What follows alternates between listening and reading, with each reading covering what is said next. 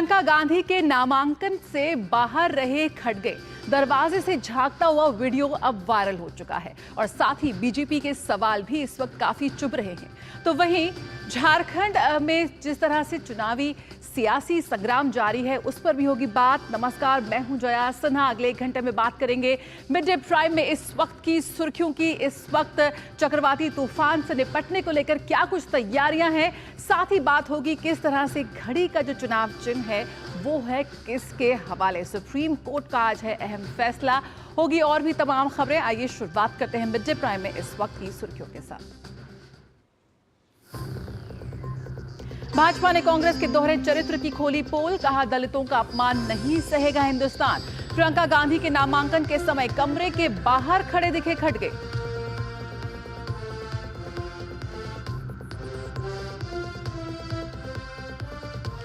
महाराष्ट्र और झारखंड में चुनाव नामांकन का काम जोरों पर। महायुति और महाविकास अघाड़ी में बची सीटों पर चर्चा जारी।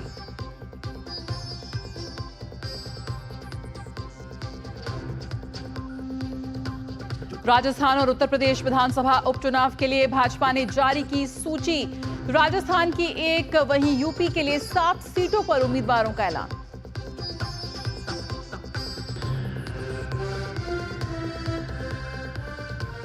दिल्ली एनसीआर वायु प्रदूषण से जूझ रही है दिल्ली। प्रदूषण का स्तर अति खराब श्रेणी में। पानी में अमोनिया का स्तर बढ़ने से गहरा सकता है जल संकट।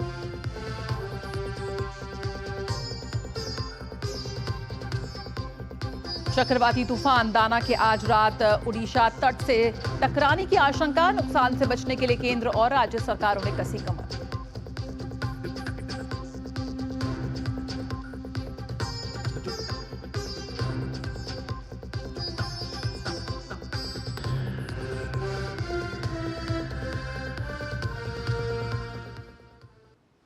भाजपा ने कांग्रेस के दलितों का अपमान करने पर जमकर हमला बोला है। पार्टी प्रवक्ता गौरव भाटिया ने कहा कि दलितों का अपमान हिंदुस्तान नहीं सहेगा। गौरतलब है कि प्रियंका गांधी के नामांकन के दौरान पार्टी अध्यक्ष मल्लिकार्जुन खड़गे दरवाजे से झांकते दिखे।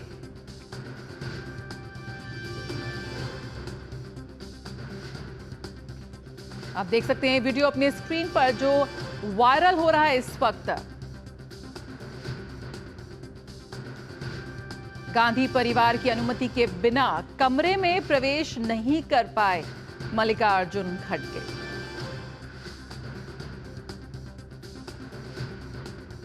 तो यहां पर भाजपा का कांग्रेस पर तीखा हमला और जिसकी साक्ष्य हैं तस्वीरें।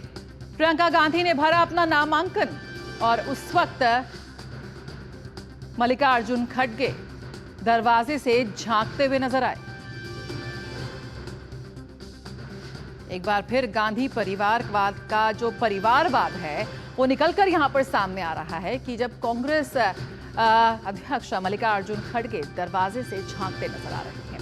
असम के मुख्यमंत्री हेमंत बिस्वा शर्मा ने कहा कि कांग्रेस के अंदर दलितों की जगह क्या है, इसका पर्दाफाश हो गया। उन्होंने कहा कि कल मल्लिकार्जुन खड़गे का जो वीडियो सामने आया है उसके बाद लोगों को बताने के लिए कुछ नहीं रह गया है।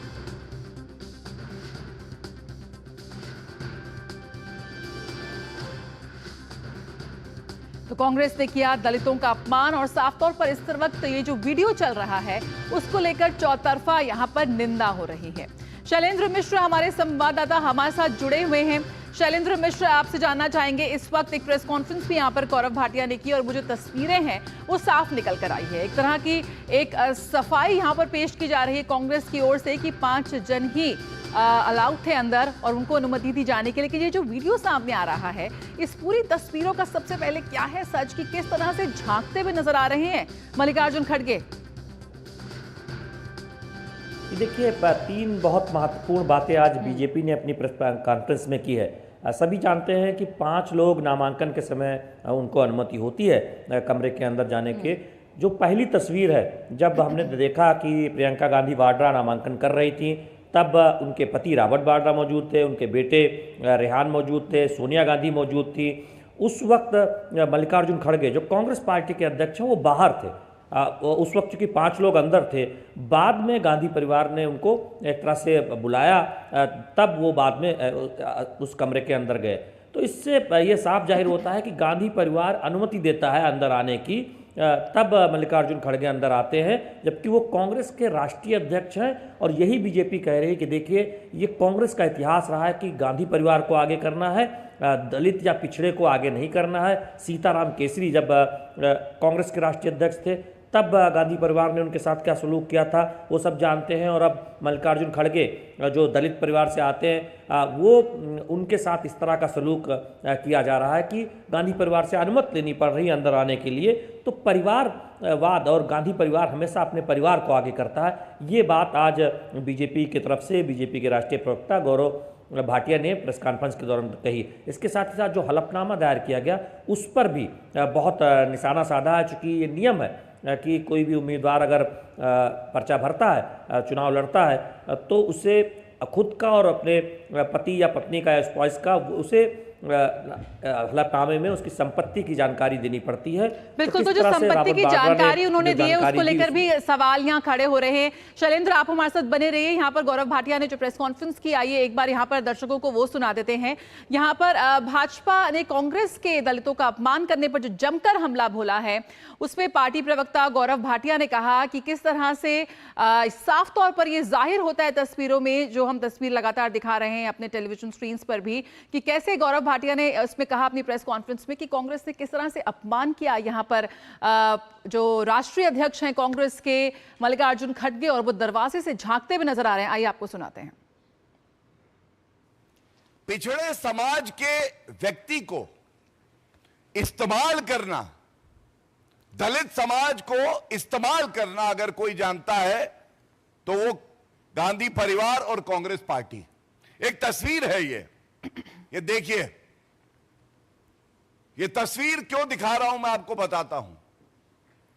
यहां आगे बैठी हैं श्रीमती सोनिया गांधी जी, प्रियंका गांधी वाड्रा, और पीछे बैठे हैं कांग्रेस पार्टी के अध्यक्ष मल्लिकार्जुन खड़गे जी, जो कि पिछड़े समाज से आते हैं।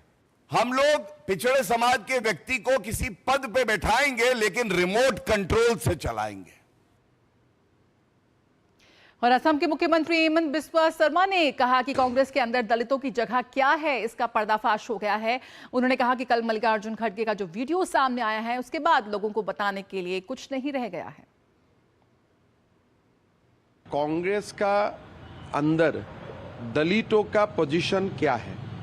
बाहर राहुल गांधी दिखाता है कि कांग्रेस पार्टी दलितों को समर्थन करता है, दलितों को समता का भागीदारी देता है, लेकिन अंदर खाना का बात कैसा होता है, दलितों को कैसे अपमान किया जाता है। काल का वीडियो जो बाहर हुआ, खड़गे जी का साथ जो हुआ, उसका बात लोगों को बताने के लिए और कुछ नहीं रह गया है। कांग्रेस का पर्दा साफ हो चुका है।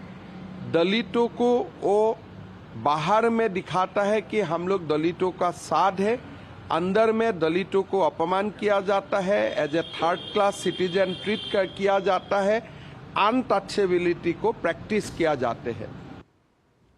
तो बेहद दुर्भाग्यपूर्ण ये जो तस्वीरें सामने आई हैं। शैलेंद्र हमारे साथ जुड़े हुए हैं। शैलेंद्र, कांग्रेस के राष्ट्रीय अध्यक्ष दरवाजे से झांकते हुए और एक व्यक्ति उनको वहां पर रोकता हुआ, तस्वीरें साफ हैं। अब जब यहां पर भाजपा की ओर से बेहद तीखा हमला बोला गया है, क्या कुछ प्रतिक्रिया निकल कर आ रही है कांग्रेस पार्टी से? देखिए, कांग्रेस पार्टी एक तरह से सफाई दे रही है कि इसे बेवजह तूल देने की कोशिश की जा रही है, लेकिन आप वीडियो को देखें या फिर तस्वीरों को देखें तो बहुत स्पष्ट है कि प्रियंका गांधी वाड्रा के साथ सोनिया गांधी, उनके पति रॉबर्ट वाड्रा और उनके बेटे पहले साथ थे, आगे बैठे हुए थे, बाद में मल्लिकार्जुन खड़गे आया और उन्हें पीछे बिठाया गया। तो ये दिखाता है कि राष्ट्रीय अध्यक्ष जो कांग्रेस पार्टी के हैं उनको आप पीछे बिठा रहे हैं। ये भी एक तरह से सवाल खड़ा करता है, और उनको बाद में अनुमति देकर बुलाया गया, तो ये भी कांग्रेस पार्टी पर सवाल खड़ा होता है। तो कांग्रेस पार्टी जो भी सफाई दे, लेकिन तस्वीरें तो निश्चित तौर पर सवाल खड़ा ही करती हैं कि जब राष्ट्रीय अध्यक्ष का ये हाल है, जो बीजेपी आरोप लगाती है कि दरअसल कांग्रेस पार्टी गांधी परिवार के निशाने पर चलती है, वहाँ गांधी परिवार ही सारे फैसले करता है, यानी रिमोट कंट्रोल से मल्लिकार्जुन खड़गे को फैसला जो उनको जो करना है वो गांधी परिवार नियंत्रित करता है। बिल्कुल। और शैलेंद्र, यहाँ पर जो संपत्ति को लेकर यहाँ पर जो खुलासा किया है प्रियंका गांधी, उसको लेकर भी वो एक बार फिर सवालों के घेरे में आ गई हैं। कि देखिए, हम जानते हैं कि जिस तरह से रॉबर्ट वाड्रा के संपत्ति का खुलासा हुआ और उसमें बीजेपी ये कह रही है कि देखिए, घोषित संपत्ति जो बताई है ये तो बड़ी है ही, अघोषित संपत्ति भी उससे ज़्यादा है। और सब जानते हैं कि कांग्रेस पार्टी का जो उद्देश्य रहा, जो हित रहा, वो दरअसल जब जहाँ जहाँ सरकारें रहीं कांग्रेस की, तब किस तरह से रॉबर्ट वाड्रा को फेवर दिया गया, ये आरोप लगे। और अब जब हलफनामा सामने आया है तो दिख भी रहा है कि इतनी ज़्यादा संपत्ति है। एसयूवी और फार्म हाउस वाले एक तरह से उन्हें बताया है। तो ये बहुत निशाना साधा गया है प्रियंका गांधी वाड्रा पर, रॉबर्ट वाड्रा पर कि उनकी संपत्तियों को लेकर। हम जानते हैं कि पहले ही सवालों के घेरे में रहे हैं। आप गांधी परिवार के महत्वपूर्ण सदस्य बेल पर हैं। आरोप भ्रष्टाचार के जो आरोप हैं वो गंभीर आरोप भी है उन पर। और इस तरह से रॉबर्ट वाड्रा को लेकर पहले भी बहुत सवाल उठते रहे हैं। और अब जब प्रियंका गांधी वाड्रा के नामांकन के दौरान जब हलफनामा सामने आया है तो निश्चित तौर पर कांग्रेस निशाने के घेरे में है। बीजेपी ये कह रही है कि देखिए, इनका हमेशा से कांग्रेस पार्टी का हित रहा है कि कैसे अपने परिवार की संपत्ति बढ़ाना है। कोई पिछड़ों के हित की सोचना या फिर बाकी आम जनता के हित सोचना उनकी प्राथमिकता नहीं रही है। तो बहुत एक निशाना साधा है बीजेपी ने आज हलफनामे को लेकर, जो कल रखा गया नामांकन के दौरान। बिल्कुल, बहुत बहुत शुक्रिया फिलहाल शैलेंद्र इस जानकारी के साथ जुड़ने के लिए। तो कहां पर तीखे सवाल यहां पर उठ रहे हैं प्रियंका गांधी के नामांकन के बाद। अब देखते हैं क्या कुछ निकल कर आता है इसमें। फिलहाल बढ़ते हैं अगली खबर की ओर। तो महाविकास अघाड़ी की तीनों प्रमुख पार्टियों में सीट बंटवारे का फॉर्मूला 85-85-85 तय हो गया। साथ ही महाविकास अघाड़ी शेष 18 निर्वाचन क्षेत्रों को सहयोगी दलों के लिए छोड़ देगी, ऐसी भी बात सामने आ गई। अब महाविकास अघाड़ी के अन्य नेताओं ने कहा कि इस बात पर चर्चा चल रही है कि किसे कितनी जगह दी जाएगी। महाविकास अघाड़ी के नेताओं की इस जानकारी के बाद अब सीट बंटवारे के फॉर्मूले को लेकर बना सस्पेंस आखिरकार खत्म हो गया है। लेकिन एमवीए के प्रेस कॉन्फ्रेंस में केवल 255 सीटों के बारे में बात की गई है। अभी भी 33 सीटों पर सस्पेंस बरकरार है, जिसमें से 18 सीटें छोटे सहयोगी दलों को दी जाएंगी। महाविकास अघाड़ी के प्रमुख नेता लगातार सीट बंटवारे को लेकर चर्चा कर रहे थे। सीट आवंटन की इस बैठक में कुछ विवाद भी हुए। दिलचस्प बात यह है कि ठाकरे गुट और कांग्रेस के बीच बड़ा विवाद था, लेकिन वरिष्ठ नेता शरद पवार की मध्यस्थता से विवाद सुलझ गया। अब इसी मौके पर महाविकास अघाड़ी के नेताओं की शरद पवार के साथ बैठक हुई। इस बैठक में एनसीपी से शरद पवार, जयंत पाटिल, शिवसेना उद्धव बालासाहेब ठाकरे पार्टी से संजय राउत, कांग्रेस पार्टी के बालासाहेब थोराट, नाना पटोले मौजूद थे। आज महाविकास अघाड़ी के नेता कुछ सहयोगी दलों के नेताओं के साथ चर्चा कर उनमें सीटों का आवंटन कर सकते हैं। तो अभी भी कुछ सीटों पर यहां पर पेच फंसा हुआ है। भाजपा प्रवक्ता शहजाद पूनावाला ने शिवसेना यूबीटी गुट को घेरा है। दरअसल उन्होंने महाराष्ट्र विधानसभा चुनाव में एनसीपी एससीपी गठबंधन में सीटों को लेकर मचे घमासान पर तीखा हमला बोला। उन्होंने उद्धव ठाकरे को कहा कि एनसीपी एससीपी गठबंधन ने तो उन्हें सीएम का चेहरा बनने दिया और ना ही 100 से ज्यादा सीटें दी हैं। इससे पहले जब वे हमारे साथ थे तो मातोश्री से टिकट तय होते थे। इसी के साथ उन्होंने कांग्रेस पार्टी को भी लेकर भी उनका जो हमला है वो लगातार जारी है। जब एक समय पे वो हमारे गठबंधन में रहते थे तो मातोश्री से टिकट डिसाइड होकर जाती थी और कितनी सीटों पे लड़ते थे। आज ना मुख्यमंत्री चेहरा बनने के लिए उनको अनुमति दी गई है कांग्रेस और एनसीपी शरद पवार फैक्शन के द्वारा, ना उनको 100 सीटों से अधिक सीटें दी गई है, 85 सीट पर सिमट गए हैं। और कांग्रेस पार्टी भी इंडी अलायंस में कच्चा नींबू बनती जा रही है। कच्चा नींबू वो होता है जिसको पूरा ओवर भी नहीं दिया जाता, मिनी ओवर बॉल करते हैं, इनको खिलाते नहीं है, बार 12th मैन रखते हैं।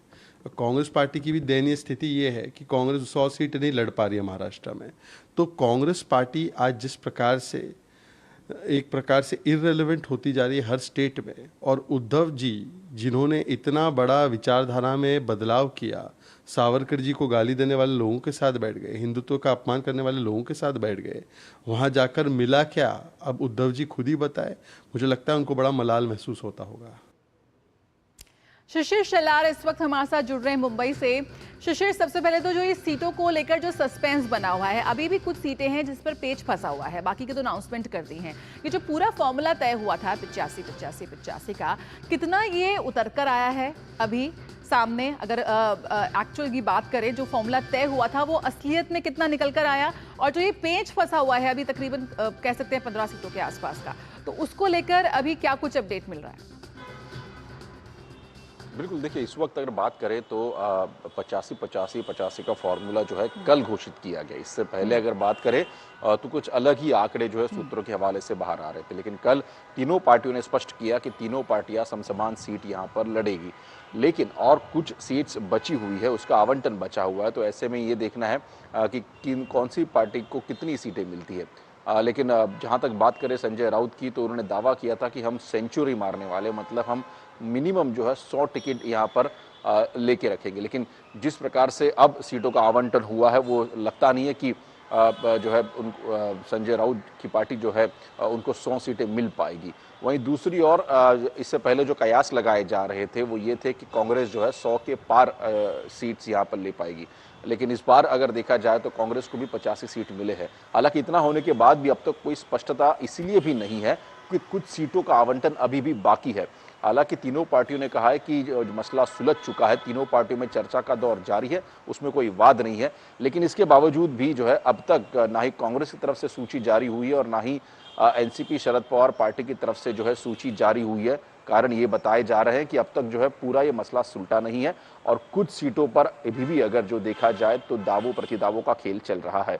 हालांकि इस बीच तीनों पार्टियों ने भले ही आंकड़ा तो यहाँ पे साफ कर दिया है और साथ ही साथ ये भी साफ कर दिया है कि जो छोटे सहयोगी दल इनके साथ आएंगे उनको कितनी सीट्स मिलने वाली। तकरीबन 18 सीट है, जिसमें हम बात करें तो समाजवादी पार्टी की बात करें, समाजवादी पार्टी ने भी जो है ये मांग की थी कि इंडी अलायंस का वो हिस्सा है और इसीलिए महाराष्ट्र में उनको कुछ सीटें दी जाए, तो उस पर भी जो है चर्चा की जाएगी। उसके साथ साथ बाकी जो अन्य दल है जो महाविकास आघाड़ी के साथ जुड़े हैं, उनके बारे में भी चर्चा कर जो है उनको सीटों का आवंटन किया जाएगा। लेकिन हालांकि अब तक मौजूदा स्थिति ये है कि यह स्पष्ट नहीं है कि एग्जैक्ट जो नंबर्स सीटों का इसके बाद जो होगा वो कितना होगा। मौजूदा स्थिति में 85-85-85 सीटें जो है बांट दी गई है, लेकिन कुछ सीटें अभी भी यहाँ पर खाली रखी गई है, उसके ऊपर जो है निर्णय लिया जाएगा।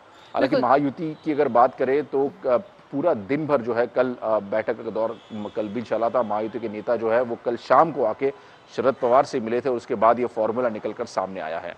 जी जय। बिल्कुल, ये फॉर्मूला तो निकल गया है, लेकिन यहाँ पे छोटे दलों को भी सीट दी जा रही है, लेकिन कांग्रेस क्यों पीछे है, इस पे भी देखने वाली बात होगी। बहुत शुक्रिया फिलहाल शिशिर इस जानकारी के साथ जुड़ने के लिए। तो महाविकास आघाड़ी में फिलहाल जो फॉर्मूला तय हुआ है उसके हिसाब से सीटें बांटी जा रही हैं, कहीं थोड़ी कम रह गई हैं कांग्रेस की जरूर, पर वो देखने वाली बात होगी अब क्या कुछ निकल कर आता है। यहाँ पर महाराष्ट्र के बाद रुक कर लेते हैं झारखंड का, कि झारखंड का रण साधने के लिए पार्टियों ने अपनी ताकत झोंक दी है। पहले चरण के चुनाव के लिए नामांकन का कल आखिरी दिन है। ऐसे में सत्ताधारी और विपक्षी पार्टी से जुड़े तमाम बड़े चेहरे अपने अपने विधानसभा क्षेत्रों से नामांकन दाखिल कर रहे हैं। बीजेपी की तरफ से भी आज कई बड़े नेता, कई राष्ट्रीय नेताओं और विभिन्न प्रदेशों के मुख्यमंत्रियों की मौजूदगी में नामांकन दाखिल करेंगे। इसमें झारखंड चुनाव प्रभारी शिवराज सिंह चौहान, सह प्रभारी हेमंता बिस्वा शर्मा, सम्राट चौधरी, विष्णुदेव साय समेत कई बड़े चेहरे शामिल हैं। झारखंड में 2 चरणों में चुनाव होना है, जिसमें पहले चरण का मतदान 13 नवंबर को और 43 सीटों पर होगा और दूसरे चरण का मतदान 20 नवंबर को 38 सीटों पर होना है। वोटों की गिनती 23 नवंबर को होगी। तो बड़े चेहरे आज दाखिल करेंगे अपना नामांकन।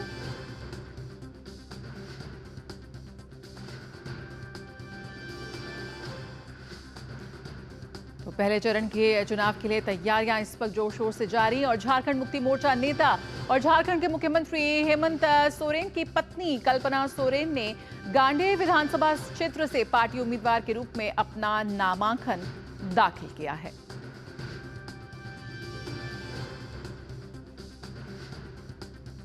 तो झारखंड में नामांकन का दौर जारी।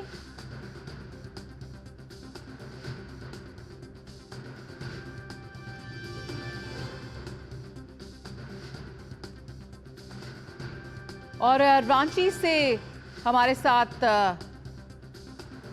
हमारे संवाददाता इस वक्त हमारे साथ जुड़ रहे हैं दिवाकर। रांची से दिवाकर आपसे जानना चाहेंगे कि बड़े बड़े नेता इस वक्त अपना नामांकन भर रहे हैं, बड़ा शुभ दिन माना जा रहा है। महाराष्ट्र में भी आज नामांकन का दौर जारी है, झारखंड में भी कौन कौन से बड़े नाम सामने आ रहे हैं, क्या कुछ किस तरह से चल रही है पूरी प्रक्रिया? देखिए, निश्चित तौर पर झारखंड में पहले और दूसरे दोनों चरणों के लिए नामांकन की प्रक्रिया जारी है। पहले चरण के लिए नामांकन का कल आखिरी दिन है, लेकिन आज 24 तारीख को भारतीय जनता पार्टी के करीब 32 नेता अपना नॉमिनेशन फाइल कर रहे हैं, जिसमें से जो हम कह सकते हैं कि विधायक दल के नेता और प्रतिपक्ष के नेता जो है अमर बावरी, वो भी अपना नॉमिनेशन फाइल कर रहे हैं। इसके अलावा जो तमाम रांची में 5 विधानसभा सीटें आती है, उसमें से नवीन जायसवाल और जो दूसरे लोग हैं, ये तमाम लोग आज अपना नॉमिनेशन फाइल कर रहे हैं। और उसके बाद तमाम जगहों पर भारतीय जनता पार्टी की ओर नॉमिनेशन के बाद एक रैली का भी झारखंड के विधानसभा चुनाव प्रभारी हैं केंद्रीय मंत्री शिवराज सिंह चौहान, वो रांची में 5 विधानसभा क्षेत्र के कार्यकर्ताओं और जो वहां के उम्मीदवार हैं उसके साथ एक रैली को संबोधित करेंगे। इसके अलावा जो अमर बावरी है वहां पर हेमंत विश्व शर्मा रहेंगे। इसके अलावा हजारीबाग में जो नॉमिनेशन फाइल हो रहा है उसके बाद उसमें केंद्रीय मंत्री कुलस्ते जी आ रहे हैं, बिहार के उप मुख्यमंत्री शामिल हो रहे हैं। तो तमाम ऐसे कई केंद्रीय नेता और कई राज्यों के मुख्यमंत्री जो हैं वो आज नॉमिनेशन में यहाँ पर शामिल हो रहे हैं और उसके बाद जनसभा को संबोधित कर रहे हैं। तो हम कह सकते हैं कि पहले चरण के लिए जो झारखंड में चुनावी प्रचार भी है वो अब एक तरीके से चरम पर पहुंचता हुआ दिख रहा है। इस बीच जैसा कि आप तस्वीरों में दिखा रही थी, जो झारखंड मुक्ति मोर्चा की हेमंत सोरेन की पत्नी है कल्पना सोरेन, उन्होंने अपना नॉमिनेशन फाइल किया है। हेमंत सोरेन भी आज ही अपना नॉमिनेशन फाइल कर रहे हैं। तो तमाम जो दल है, चाहे वो कांग्रेस हो, झारखंड मुक्ति मोर्चा हो, भारतीय जनता पार्टी हो, आजसू हो, लेफ्ट, ये तमाम दलों के जो नेता हैं वो आज अपना नॉमिनेशन फाइल कर रहे हैं। और उसके बाद उम्मीद है कि अगले सोमवार को जो 28 तारीख की तारीख है, उस दिन जो बाकी बचे हुए दूसरे फेज के कैंडिडेट होंगे उसमें से ज्यादातर जो बड़े नाम है वो उस दिन नॉमिनेशन फाइल करेंगे। बाबूलाल मरांडी से लेकर तमाम बड़े नेता उस दिन नॉमिनेशन फाइल करने जा रहे हैं। तो उसके बाद अब जब नॉमिनेशन की प्रक्रिया यहाँ पर आगे बढ़ेगी तो निश्चित तौर पर जो बड़े नेता हैं, चाहे वो भारतीय जनता पार्टी के स्टार प्रचारक प्रधानमंत्री नरेंद्र मोदी हो, गृह मंत्री अमित शाह जी हो, राजनाथ सिंह हो, जो तमाम नेताओं का जो एक के बाद एक यहाँ पर रैली शुरू होने वाली है। कांग्रेस के नेता राहुल गांधी आने वाले हैं, तो तमाम नेताओं की रैलियां भी शुरू होगी।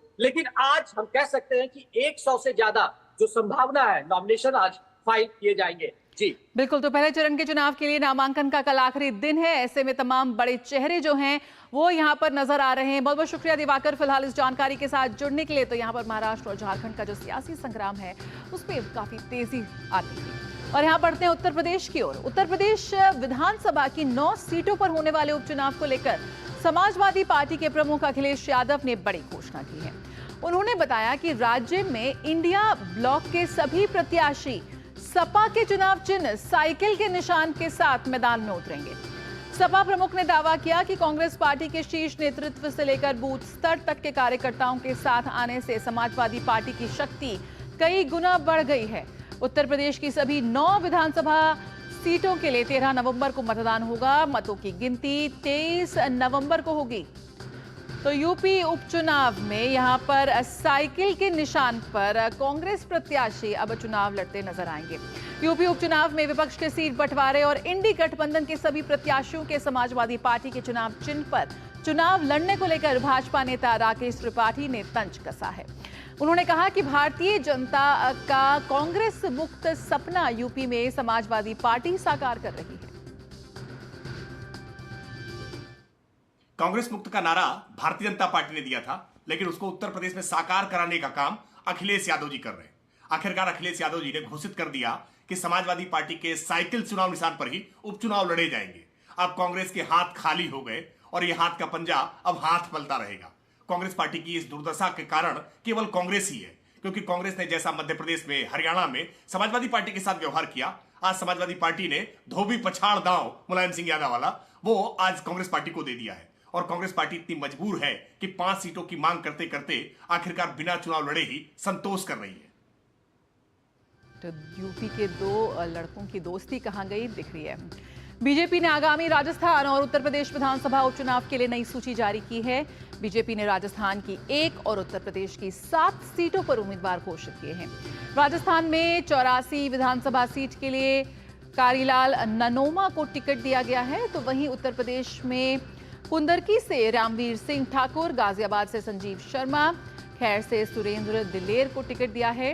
वहीं करहल से अनुजेश यादव, फूलपुर से दीपक पटेल, कटेहरी से धर्मराज निषाद और मंझवा सीट से सुचिस्मिता मौर्य को टिकट मिला है। उत्तर प्रदेश उपचुनाव लगातार रोचक होता जा रहा है। राज्य की मैनपुरी की करहल सीट पर भाजपा प्रत्याशी के नाम के ऐलान ने सियासी हलचल बढ़ा दी है। दरअसल करहल सीट पर भाजपा ने अनुजेश यादव को मैदान में उतारा है और अनुजेश यादव सपा सांसद धर्मेंद्र यादव के बहनोई हैं, यानी इस सीट पर फूफा और भतीजा आमने सामने होंगे। अनुजेश सांसद धर्मेंद्र यादव के सगे बहनोई हैं। धर्मेंद्र यादव की बहन संध्या उर्फ बेबी यादव 2015 से 2020 तक मैनपुरी से जिला पंचायत अध्यक्ष रह चुकी हैं। वहीं अनुजेश भी फिरोजाबाद से इसी कार्यकाल में जिला पंचायत सदस्य रह चुके हैं। अनुजेश प्रताप यादव अब सपा प्रत्याशी मुलायम सिंह यादव के पौत्र तेज प्रताप से करहल में दो हाथ करेंगे। ऐसे यहां मुकाबला सैफई परिवार और रिश्तेदार के बीच होगा। हालांकि सियासी सरगर्मी के बीच धर्मेंद्र यादव ने एक पत्र जारी किया है, जिसमें उन्होंने अनुजेश यादव से किसी भी तरह के संबंध से इंकार किया है। तो धर्मेंद्र यादव ने रिश्तेदारी को नकारा। रोचक होता मुकाबला यहां पर। लखनऊ से रामेंद्र सिंह हमारे साथ जुड़ रहे हैं इस वक्त। रामेंद्र, सबसे पहले बात कर लेते हैं दोस्ती की। रिश्तों में खटास तो हर और भी जगह नजर आ रही है, लेकिन यहां पर रामेंद्र की साइकिल निशान के साथ ही चुनाव लड़ने की बात यहां पर साफ तौर पर सामने आई है। सबसे पहले तो किस तरह से ये कांग्रेस इस बात को पचाती भी नजर आ रही है और क्या कुछ कहना है उसका? देखिए जया, अगर आप उत्तर प्रदेश की राजनीति को देखिए, जब मुलायम सिंह यादव को कांग्रेस ने समर्थन देकर सरकार बनवाई थी, उसके बाद कांग्रेस लगातार ढलान की ओर चली गई और इस बार पहली बार लोकसभा चुनाव में समाजवादी पार्टी के साथ खड़ी होकर के सत्ता में आई है। कांग्रेस अगर अपने सिंबल पर चुनाव नहीं लड़ाएगी तो उनका कार्यकर्ता, उनका नेता खड़ा नहीं होगा और ये इसका नुकसान कांग्रेस आज से नहीं लगातार भोगती आ रही। कई बार होता है कि कैंडिडेट नहीं मिलते हैं चुनाव लड़ाने के लिए, चूँकि आप अपना संगठन तोड़ देते हो, तो वो एक बार कांग्रेस फिर करने जा रही है। आचार्य प्रमोद कृष्णम ने कहा है कि झंडा और कार्यालय भी समाजवादी पार्टी को दे देते तो अच्छा होता। तो ये दर्द है कांग्रेस से जो जुड़े रहे हैं, कांग्रेस के जो वर्कर हैं वो आहत है इस पूरे जो घटनाक्रम है। उनको लगता है कि कांग्रेस को अपने कैंडिडेट लड़ाना चाहिए और एक जिताऊ सीट पर कैंडिडेट जिताना चाहिए। जितने भी बयान कांग्रेस की तरफ से आए वो सारे लोगों का जो दर्द है वो उसमें दिखाई पड़ रहा है। तो ये उन्होंने भले ही किया हो, जो भी परिस्थितियां अन्य प्रदेशों को लेकर के समाजवादी पार्टी के साथ समझौते रहे, लेकिन उत्तर प्रदेश की कांग्रेस के लिए ये जो निर्णय है वो थोड़ा सा भारी लग रहा है। बिल्कुल, लेकिन क्या हो गया? ये दोस्ती में खटास कहाँ से निकल कर आई? अभी तो लोकसभा चुनावों के बाद भी काफी डींगे हाँकी जा रही थी। देखिए जय है क्या कि 5 सीटें जो लोकसभा में जो लोग गए विधानसभा की, वो 5 सीटें समाजवादी पार्टी जीती थी, 3 सीटें भाजपा के पास थी और 1 सीट आरएलडी के पास थी, 1 सीट भाजपा की जो सहयोगी पार्टी निषाद पार्टी उसके पास थी। समाजवादी पार्टी का लक्ष्य है कि 5 से किसी तरह आगे बढ़ाया जाए। अगर कांग्रेस के सिंबल पर चुनाव कोई जीत के आता तो शायद सपा को उतना फायदा नहीं होता। महाराष्ट्र में जो चुनाव हो रहे हैं, जिस तरह समाजवादी पार्टी ने हरियाणा में नुकसान किया है, तो उसको बचाने का प्रयास कांग्रेस ने किया है कि ये उतना महत्वपूर्ण कांग्रेस के लिए नहीं है बाई इलेक्शन जितना महाराष्ट्र है। तो हमें लग रहा है कुछ समझौते वहां पर जाकर हुए हैं, जिसके कारण ये परिस्थितियां सामने दिख रही हैं। जया, बिल्कुल, तो दोस्त नहीं रहा और विश्वास भी नहीं रहा हाथ के पंजे के निशान पर। रामेंद्र, ये जो करहल की सीट है उस पर भी मुकाबला काफी रोचक होता नजर आ रहा है। वहां दोस्ती खत्म हो रही है, यहाँ पर रिश्तों से ही नकारा जा रहा है। ये क्या है पूरी मामला? देखिए क्या है कि जो यादवियों पूरा बेल्ट है, एटा इटावा मैनपुरी, वहाँ भारतीय जनता पार्टी लंबे वक्त से काम कर रही। कानपुर में भी एक इनके परिवार के लोगों को तोड़ा और वहाँ भी चूंकि करहल का जो पूरा मुकाबला है वो यादव और मुस्लिम कॉम्बिनेशन इतना बढ़िया है कि बिना उसको तोड़े आप चुनाव नहीं जीत सकते हो। तो वो उन्होंने तोड़ा है कि जो धर्मेंद्र यादव के बहनोई हैं उनको तोड़ करके अजनेश यादव को टिकट दिया है। तो जाहिर है कि कुछ वोट तो डाइवर्ट करेंगे और यही चुनाव में होता है अगर भारतीय जनता पार्टी को करहल जीतना है तो वहाँ इस नेक्सस को तोड़ना पड़ेगा जो पहले से मुलायम सिंह के समय से बना हुआ चला रहा, उस नेक्सस को तोड़ने के बाद ही ये चुनाव जीत सकते हैं। तो वो काम भारतीय जनता पार्टी ने वहाँ किया। भारतीय जनता पार्टी 9 की 9 सीट जीतने की तैयारी करके जा रही है और पूरी तैयारी के साथ चुनाव लड़ रही है। तो ये उसी का नतीजा है जो आप देख रहे हो दिनेश यादव का नाम, ये उसी का नतीजा है कि ये सीट भी उसके एजेंडे में है कि इसको जीतना है और यहीं से 2027 का सफर शुरू होगा भाजपा ये सपा दोनों पार्टियों का। बिल्कुल रामेंद्र, बहुत बहुत शुक्रिया फिलहाल इस जानकारी के साथ जुड़ने के लिए। तो यूपी में 9 विधानसभा सीटों को लेकर मुकाबला इस वक्त काफी रोचक है और रुकेंगे एक छोटे से ब्रेक के लिए, जल्द हाजिर होते हैं। आप बने रहिए मिड डे प्राइम के साथ। 8 साल पहले भारत ने भरी एक ऊंची उड़ान, तब से एयरपोर्ट्स की संख्या 2 गुनी हो गई है। दरभंगा, हुबली, बेलगावी, किशनगढ़ जैसे टियर 2, टियर 3 शहरों में तरक्की के द्वार खुले हैं। कैब, होटल, ढाबे वालों से लेकर लोकल प्रोडक्ट्स को देश भर से नए कस्टमर्स मिल रहे हैं। आज हिमालय के पहाड़ों से लेकर लक्षद्वीप तक को नई एयर कनेक्टिविटी मिली है। खजुराहो, देवघर, अमृतसर, अयोध्या, अजमेर, तेजू तक श्रद्धालु प्लेन से जाने लगे हैं। उड़ान के बेमिसाल 8 साल। बात जब पीढ़ियों के लिए बनने वाले घर की हो तो जिम्मेदारी बड़ी हो जाती है। गैलेंट समझता है ये जिम्मेदारी। अब डबल एम रिब्स के साथ गैलेंट एडवांस TMT रीबार, निर्माण का रियल हीरो। ये तुम्हारा खेत नहीं, खेल का मैदान है। अकेले क्या कर लोगे? अकेले नहीं, मेरे साथ है मेरा यार, जिसके सामने हुई अड़ियल मंडूसी की भी हार तुम्हारी तरह। IIL के ट्रैक्टर ब्रांड का मिलियन, गेहूं का पहरेदार, अड़ियल मंडूसी की हार। ब्रेक के बाद स्वागत है, आप देख रहे हैं मिड डे प्राइम। भाजपा नेता रविशंकर प्रसाद ने संसद की लोक सेवा समिति PAC के अध्यक्ष KC वेणुगोपाल पर निशाना साधा है। KC वेणुगोपाल द्वारा स्वतः संसदीय लेखा समिति का विषय चुनने पर उन्हें आड़े हाथों लिया गया है। प्रसाद ने वेणुगोपाल के आचरण को असंसदीय और राजनीति से प्रेरित बताया है और कहा है कि वे इसकी शिकायत लोकसभा अध्यक्ष से करने पहुंचे हैं। हम लोग बहुमत में थे पब्लिक अकाउंट्स कमेटी में, बहुमत के हमारे सारे मेंबर्स खड़े हैं और हम लोग की यही आपत्ति थी कि जो सुओ मोटो आपने फैसला किया कि आप क्या सब्जेक्ट लेंगे वो किससे पूछ के किया। हमें एक बात और जानकारी मिली है विश्वस्त सूत्रों से जो आपको हम बताना चाहते हैं। CAG ने अपनी रिपोर्ट में सेबी के ऊपर कोई पैराग्राफ नहीं दिया है। तो फिर क्या है ये पूरा कंडक्ट बहुत ही अनपार्लियामेंट्री है। ये पूरा कंडक्ट बहुत ही पीड़ादायक है और हम सारे मेंबर्स बहुत दुखित हैं और इन परिस्थितियों में हमारा निष्कर्ष है कि ये राजनीतिक भाव से पीड़ित है। ऋषि कुमार इस वक्त हमारे साथ और जानकारी के साथ जुड़ रहे हैं। ऋषि, सबसे पहले जानना चाहेंगे ये जो भाजपा नाराज है, रुष्ट हो गई है और जो आरोप लग रहे हैं, क्या है ये पूरा मामला? पहले देखिए, जहाँ तक इस मसले को देखें तो ये मसला एकदम साफ है। जो भारतीय जनता पार्टी आरोप लगा रही है वो 3 बिंदुओं पर आरोप लगा रही है। एक तो PAC का कामकाज क्या है और PAC क्या सुमोटो डिसीजन ले सकती है। हम जानते हैं कि संविधान के अनुच्छेद 105 और 118 के आधार पर PAC का गठन किया जाता है और जिसमें कि संसद के सदस्य उसके मेंबर होते हैं और जिस पार्टी के ज़्यादा सदस्य संसद में होते हैं उसके सदस्य भी वहाँ पर होते हैं, लेकिन जो चेयरपर्सन होते हैं वो जो विपक्ष के नेता हैं वो होते हैं। तो ऐसे में जो PAC है, PAC का कामकाज क्या है? बेसिकली PAC का कामकाज ये है कि जो सरकार का आय और व्यय का जो खर्चा है उसका लेखा जोखा, उसकी जांच पड़ताल करना और CAG की रिपोर्ट के आधार पर उस गतिविधि को आगे बढ़ाना।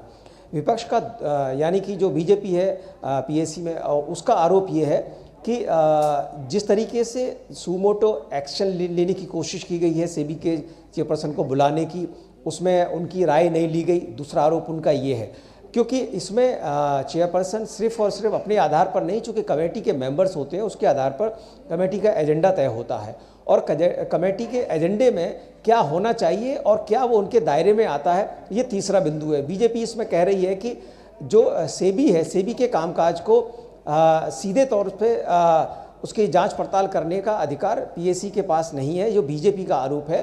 क्योंकि इसमें सीएजी ने अपनी किसी भी रिपोर्ट में उनका नाम नहीं लिया है और ना ही उन पर कोई एलिगेशन लगाए हैं।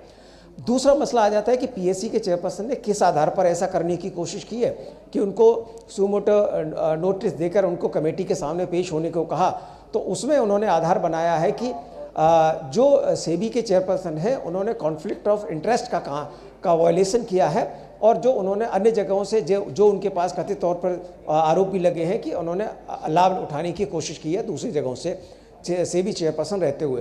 तो ये जो पूरा का पूरा मसला है एक कामकाज और प्रक्रियागत है और इस पर बीजेपी ने जो पीएससी के चेयरपर्सन हैं उन पर आरोप लगाया है कि ये राजनीति से प्रेरित है। अब ऐसे में देखना होगा कि क्योंकि ये एजेंडा चेयरपर्सन के द्वारा रखा गया और सेबी के चेयरपर्सन ने व्यक्तिगत कारणों की वजह से कमेटी के सामने उपस्थित होने से मना किया। उन्होंने कहा कि व्यक्तिगत कारणों से वो दिल्ली नहीं आ पा रही हैं। तो ये जो पूरा मसला है, अब चूँकि लोकसभा अध्यक्ष के पास भी इस मसले को लेके जाने की बात हुई है बीजेपी की तरफ से, तो ये तीसरा रोल अब देखना होगा कि लोकसभा अध्यक्ष इस पर क्या अपना पक्ष रखते हैं। हालांकि इसमें पीएससी के अंतर्गत ही इस मसले को सुलझाया जाने की पूरी जो प्रक्रिया है वो देखी जा सकती है। पहले भी इस तरीके के गतिरोध होते रहे, लेकिन इस बार ये गतिरोध इतना ज़्यादा आ गया कि वो मीडिया के सामने भी देखने को मिला और बीजेपी ने कहा कि उनके पास बहुमत यानी कि उनके सांसद ज़्यादा हैं, इसके बावजूद भी उनको कॉन्फिडेंस में नहीं लिया गया।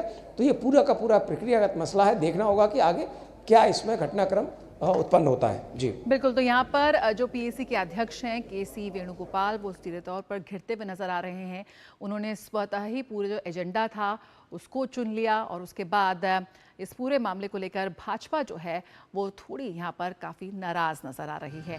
तो तस्वीरों में हम देख सकते हैं कि पीएससी की जो अध्यक्ष हैं केसी वेणुगोपाल पर सीधे सवाल करती हुई यहाँ पर भाजपा कि आखिर उन्होंने सो मोटो डॉक्यूमेंट्स के तहत कैसे सेबी को यहाँ पर तलब किया है और उसी को लेकर यहाँ पर जो विवाद है वो बढ़ता हुआ साफ तौर पर नजर आ रहा है। बहुत बहुत शुक्रिया रुचि फिलहाल इस जानकारी के साथ जुड़ने के लिए। और यहाँ पर अब हम बात करेंगे दिल्ली की, जहाँ पर अब जो हवा है वो सांस लेने के लिए बची नहीं है, दम घोटू होती जा रही है दिल्ली की हवा। दिल्ली की हवा ने प्रदूषण का स्तर दिन पर दिन बढ़ता ही जा रहा है। कई इलाकों में गुरुवार की सुबह AQI एक बार फिर 390 के पार दर्ज किया गया। आनंद विहार में AQI 394, जहांगीरपुरी में 395 और द्वारका में 390 दर्ज किया गया है। दिल्ली में दर्ज वायु गुणवत्ता का ये स्तर बेहद खराब श्रेणी में आता है, जिससे श्वास संबंधित गंभीर बीमारी होने की संभावना है। बता दें कि सामान्य वायु 0 से 50 AQ श्रेणी की होनी चाहिए, जबकि दिल्ली के कई इलाकों में फिलहाल ये स्तर लगभग 400 के करीब पहुंच गया है। तो जहरीली बनती जा रही है राजधानी दिल्ली की हवा और दिल्ली में यमुना नदी का पानी जहरीला हो गया है और उसमें आज भी झाग का सैलाब दिख रहा है। अगले महीने की शुरुआत में छठ पूजा से पहले यमुना नदी का कालिंदी कुंज इलाका बर्फनुमा सफेद झाग की परतों से ढका हुआ है। हालांकि कालिंदी कुंज घाट पर पानी को साफ करने के लिए जल बोर्ड की तरफ से प्रयास किए जा रहे हैं। बैराज पर जाल बांधने के साथ ही पानी को साफ करने के लिए इसमें रसायन का छिड़काव भी किया जा रहा है, लेकिन तमाम प्रयासों के बाद आज भी नदी की सतह पर जहरीली झाग की परत साफ तौर पर देखी जा सकती है। तो सफेद झाग से ढकी यमुना और राजधानी दिल्ली के बढ़ते वायु प्रदूषण से जूझ रही है और आज सुबह से ही दिल्ली NCR में धुंध की एक पतली परत छा गई है। इसे केंद्रीय प्रदूषण नियंत्रण बोर्ड ने अति खराब श्रेणी में रखा है। दिल्ली के इंडिया गेट और कर्तव्य पथ पर भी सांसों का संकट खड़ा हो गया है। यहाँ का जायजा लिया हमारे सहयोगी अमरेंद्र गुप्ता ने। राजधानी दिल्ली में प्रदूषण अपने खतरनाक स्तर पर पहुंच चुका है और लगातार लोगों को इससे खासी दिक्कतों का सामना करना पड़ रहा है। पिछले 3 दिनों से बात करें तो राजधानी दिल्ली का जो AQI लेवल है वो ग्रेड 2 पर पहुंच चुका है और ग्रेड 2 के तहत जो ये आंकड़ा है 300 और 400 के बीच में है और कई दिल्ली के ऐसे इलाके हैं जो रेड जोन में पहुंच चुके हैं। मैं इस समय जो है दिल्ली के इंडिया गेट और कर्तव्य पथ पर हूं और आप देखिए ये सुबह सुबह की तस्वीर है और यहां से लेके और आपको आगे तक जो पॉल्यूशन की एक लेयर मानी जा सकती है। यहां से आगे तक आपको कुछ भी नहीं दिखाई देगा। और ये कर्तव्य पथ का वो इलाका है जहां पर लोग मॉर्निंग वॉक करने आते हैं, जहां पर लोग देश को देखने आते हैं, दिल्ली दर्शन करने के लिए आते हैं। लेकिन इसी कर्तव्य पथ की स्थिति यह है कि यहां पर जो लोग मॉर्निंग वॉक करने आते हैं उन्होंने मॉर्निंग वॉक करना बंद कर दिया है। जहां एक और वायु प्रदूषण है, वहीं दूसरी ओर यमुना भी बहुत ज्यादा मैली है। और मैलापन ऐसा कि कालिंदी कुंज का जो पूरा यमुना का बेल्ट है वहां पर देखेंगे तो पूरी सफेद लेयर है, जो वो फोम की लेयर जो पॉल्यूटेड यमुना को दिखाती है। और ऐसे में ये वो समय है जब आगामी थोड़े समय बाद कुछ दिनों में ही छठ पर्व आने वाला, यानी कि पूर्वांचल का एक बड़ा पर्व है छठ पर्व, जिसके तहत जो व्रतधारी हैं उगते और ढलते सूर्य में अर्घ करते हैं और यमुना का आचमन करते हैं।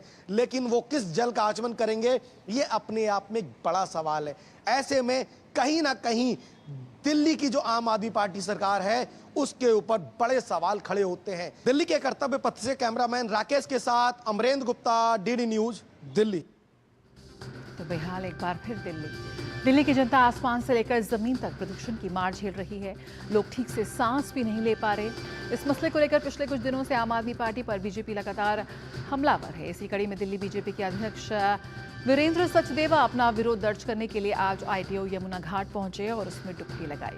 इसके साथ ही यमुना की सफाई के मसले पर बातचीत करने के लिए आम आदमी पार्टी के राष्ट्रीय संयोजक अरविंद केजरीवाल और दिल्ली की सीएम आतिशी को भी आने के लिए न्योता दिया उन्होंने।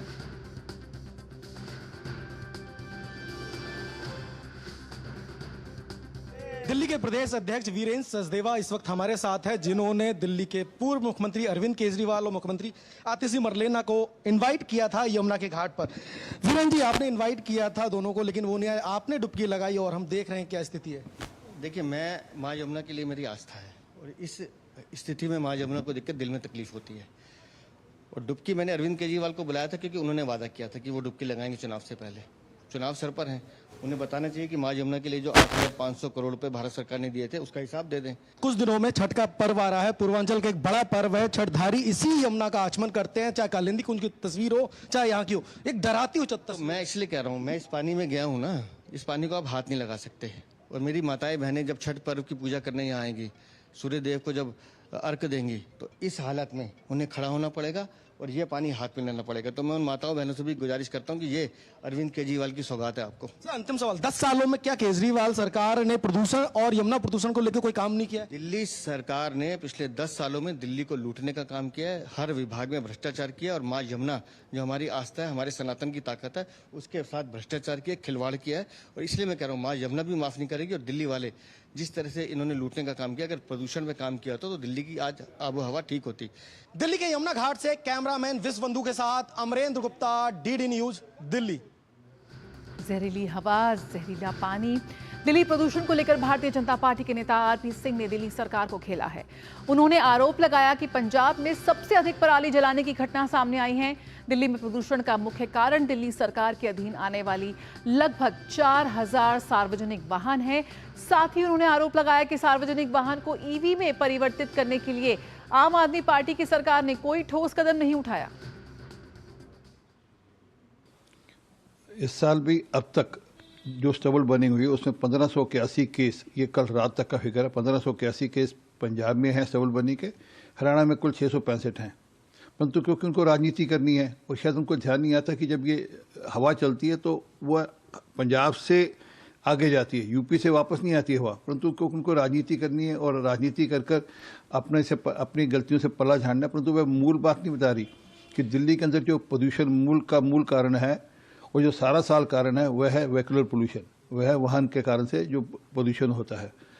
क्या उसके बारे में कोई चिंता करी? क्या दिल्ली में 15,000 बसों की जरूरत है? कुल मिलाकर 4,976 बसें दिल्ली के पास हैं और उसमें 1,700 बसें मोदी जी ने दिल्ली को ईवी इलेक्ट्रिक बसेस दी हैं। अमरेंद्र इस वक्त हमारे साथ और जानकारी के साथ जुड़ रहे हैं। अमरेंद्र, जो तस्वीरें हम देख रहे हैं वाकई दिल दहलाने वाली हैं। जहरीली हो चुकी है पूरी तरह से दिल्ली की हवा। जो AQI लेवल है जिसकी बात की जा रही है 0 से 50, वो तो एक सपने जैसा है। लेकिन इस वक्त क्या कुछ स्थिति है? क्योंकि सुबह होता है, थोड़ा स्मॉग होता है, ठंडक में भी दस्तक दे दी है, लेकिन इस वक्त भी हाल कुछ ऐसा ही है क्या? जय, मैं अपनी बात सुप्रीम कोर्ट के उस अहम निर्णय के उस कोर्ट से करूंगा जिसमें सुप्रीम कोर्ट ने साफ तौर पर कहा है कि देश के हर नागरिक के अपने एक मौलिक अधिकार हैं और हर मौलिक अधिकार को जीने का जो राइट है उस व्यक्ति को दिया गया है, जिसमें खुली हवा में सांस लेना व्यक्ति का मौलिक अधिकार है और इस राइट से किसी भी सरकार को या किसी भी जगह पे व्यक्ति को वंचित नहीं किया जा सकता। ये कल का कोर्ट है सुप्रीम कोर्ट का, और जो उन्होंने दिया है पराली वाले मुद्दे पे, और उन्होंने साफ तौर पर इस मुद्दे पे कहा कि जिस तरह से लगातार दिल्ली सरकार हो, पंजाब हो, हरियाणा हो, लगातार पराली के मामले में ढिलाई कर रही है, ये कतई भी बर्दाश्त करने वाली नहीं है, क्योंकि पराली से पॉल्यूशन फैलता है और पॉल्यूशन से सांस लेने का जो संकट है उस पर बात बनती है। तो इस पर ठोस कार्रवाई की बात करते हुए सभी अधिकारियों को उन्होंने डांटा है, चाहे वो पंजाब हो चाहे हरियाणा हो। और उसके बाद अब आते हैं दिल्ली के प्रदूषण की। देखिए, दिल्ली इस वक्त ना जो है दोहरी मार झेल रहा है, जहां एक और वायु प्रदूषण है जिसमें हम कहें कि जो AQI एयर क्वालिटी जो इंडेक्स है वो लगातार ग्रेड 2 पर पहुंच गया, यानी कि जो ये आंकड़ा है 300 से 400 के बीच में है। और ऐसे 15 जोन जया अभी तक आइडेंटिफाई हो गए दिल्ली में, ऐसी 15 जगह आइडेंटिफाई हो गई हैं जहां 400 बल्कि कई जगह तो 500, यानी कि 500 400 से 500 वाला आंकड़ा जो है ग्रेड 3 का होता है, लेकिन अभी ओवरऑल ग्रेड 3 के आंकड़े को दर्ज नहीं किया गया, इसलिए दिल्ली को अभी भी ग्रेड 2 में रखा गया, यानी कि व्यक्ति को सांस लेने की दिक्कत हो रही है, खुली हवा में व्यक्ति सांस नहीं ले सकता। और तीसरी एक अहम बात, दिल्ली में जहां आप वायु प्रदूषण की बात कर रहे हैं, जल प्रदूषण भी अपने आप में एक बड़ी तस्वीर पेश करता है। आप चाहे दिल्ली का ITO वाला इलाका देखिए जहां यमुना कल यमुना बहती है, पवित्र पावनी यमुना है, जो हिंदुओं के जो भारत की आस्था का प्रतीक है, जो यमुना, उसकी दुर्दशा देख के पूरा देश आज रो रहा होगा। और इससे ज्यादा जो दुर्दशा है वो दिल्ली के कालिंदी कुंज की यमुना की है, जहां पर आप देखेंगे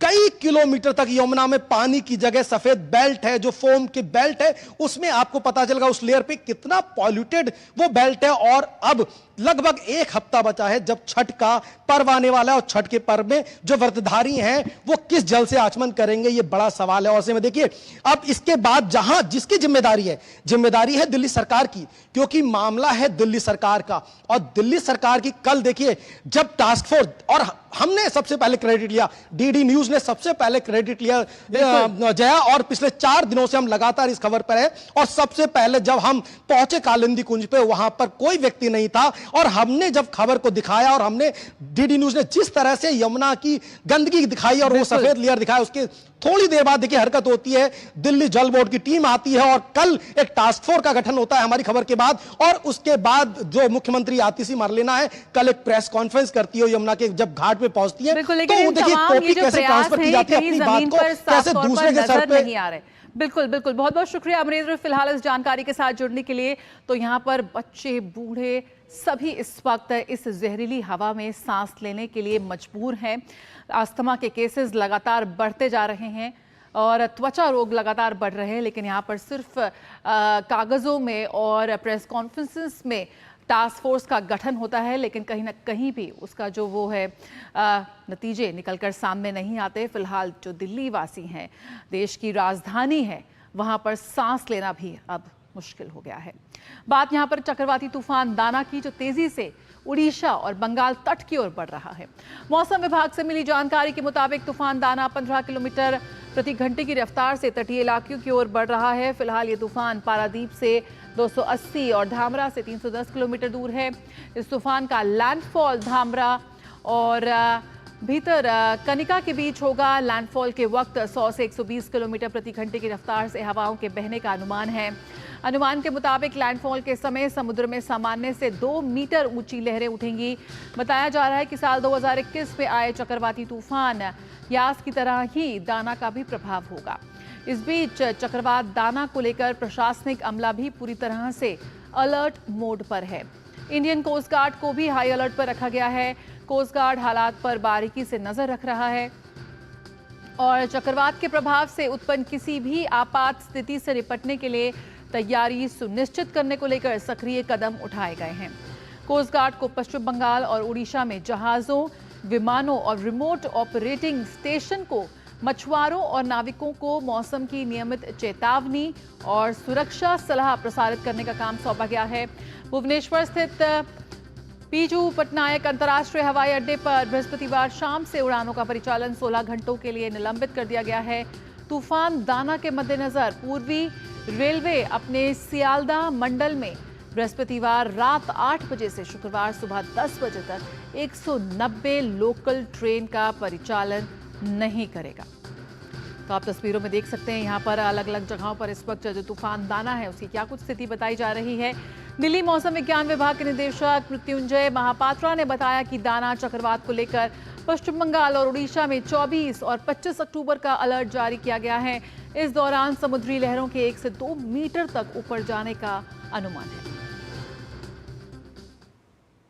24 तारीख और 25 तारीख की 2 दिन के लिए हम रेड कलर वार्निंग दिए हैं ये सभी डिस्ट्रिक्ट्स के लिए, वेस्ट बंगाल और उड़ीसा की, जहां रेनफॉल के साथ साथ विंड का इम्पैक्ट रहेगा। जो टाइडल वेव है वो लगभग 1 से 2 मीटर हाइट का होने का संभावना है और सबसे ज़्यादा टाइडल वेव केंद्रापड़ा, इसके बाद भद्रक और बालासोर डिस्ट्रिक्ट में होने वाला है और जो रेंज हम दे रहे हैं 1 से 2 मीटर। इसके साथ साथ पूर्व मदीनपुर का जो कोस्टल एरिया है वहाँ भी स्टॉर्म सर्ज आ सकता है। दक्षिण 24 परगना और जगत सिंहपुर के पास 0.5 मीटर से 1 मीटर तक टाइडल वेव आने का संभावना है। ये सभी देखते हुए हम साइक्लोन वार्निंग जारी कर रहे हैं।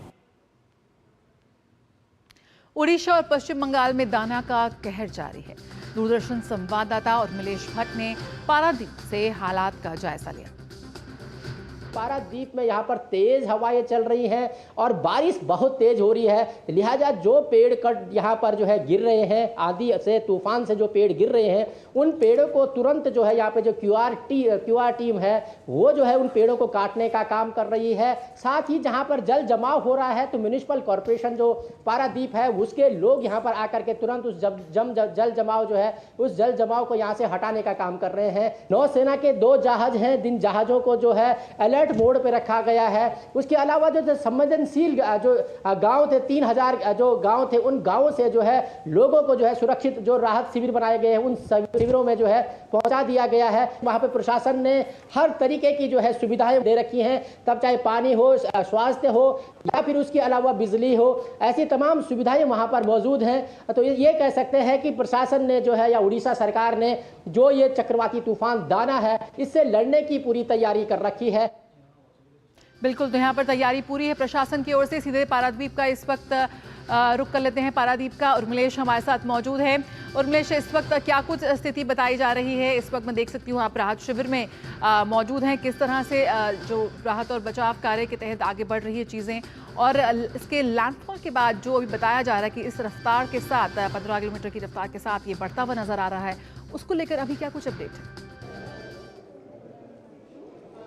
हाँ जया, बिल्कुल। देखिए कि इस समय हम लोग पारादीप के एक राहत शिविर में हैं और इस राहत शिविर में तमाम उन लोगों को लाया गया है जो संवेदनशील जगहों पर रह रहे थे। प्रशासन ने उनको जो है यहाँ इस राहत शिविर में लाए हैं। यहाँ पर इस राहत शिविर में तमाम तरीके की उनके लिए जो है यहाँ पर फैसिलिटी दी गई है, जिसमें कि चाहे पानी हो, दवा हो, डॉक्टर हो और सुरक्षा हो, हर तरीके से पूरा ध्यान इन राहत शिविरों में रखा गया है। इस तरीके से अगर बात की जाए तो 6000 जो है राहत शिविर यहाँ पूरे उड़ीसा में बनाए गए हैं। खासकर जो 14 डिस्ट्रिक्ट हैं और सबसे ज़्यादा संवेदनशील जो 4 जिले हैं उन 4 जिलों में जो है खासकर इंतजामात किए गए हैं। उसमें प्रशासन के लोग भी लगातार यहाँ पर आ रहे हैं और तमाम चीज़ों को देख करके मॉनिटर कर रहे हैं कि किसी प्रकार से किसी जो राहत शिविर में जो लोग रह रहे हैं उनको कोई दिक्कत तो नहीं है। हमारे साथ यहाँ राहत शिविर में जो लोग रह रहे हैं उनसे बात करते हैं। यहाँ पर म्युनिसिपल कॉरपोरेशन पारादीप के कर्मचारी हमारे साथ हैं। मैम, किस तरीके से यहाँ पर आप लोगों ने तैयारी की और क्या क्या आप लोग इनको सुविधाएं दे रहे हैं? दवाइयाँ, पानी, बिस्किट,